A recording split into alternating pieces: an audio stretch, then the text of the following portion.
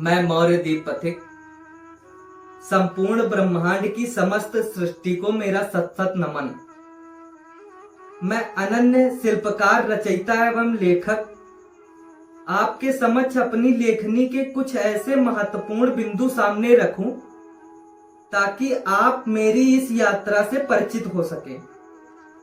मैं बंधे बंधाए व्याकरण में कैद न रहकर अंतर मन की आवाजें सुन के स्पर्श करता और लिखता हूं। मेरी लेखनी शब्दों की रूह और ध्वनि का महत्व, इसे कोई व्याकरणिक गलती या लेख की चूक ना समझें। मेरी लेखनी के अपने मर्म हैं, ये बाएं से दाएं प्रवाह में चलती है।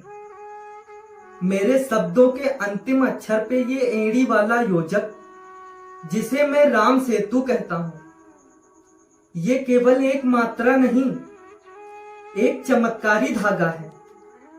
जैसे लचीला धागा मोतियों को पिरोकर माला बनाता है, वैसे ही ये राम सेतु मेरे शब्दों की रूह को अखंड लय में बहाता है। मैं केवल शब्दों की अनिवार्य रूह को लिखता हूं, इसीलिए मेरी पंक्तियों के बीच कुछ रिक्त स्थान है। ये जगह मैंने आपके लिए छोड़ी है। वहां कर्ता, क्रिया या कोई भी भाव आप अपने हिसाब से भरें।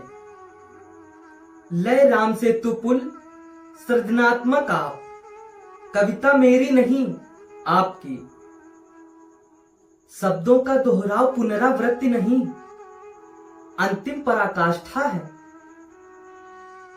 मैं एक ही शब्द के दो रूपों का मिलन कराता हूं। वो रूप व्याकरणिक स्वयं भी हो सकता है और उसकी रूह भी। कभी मैं शब्दों की पुनरावृत्ति राम सेतु द्वारा कराता, तो कभी उसकी रूह के मिलन से।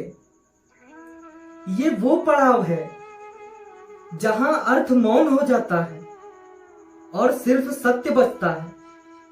मेरे लिए वर्तनी से कहीं ज्यादा रूह की ध्वनि मायने रखती है।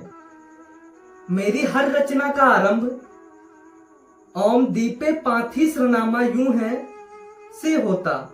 ये मेरी रूह के घोषणा पत्र हैं।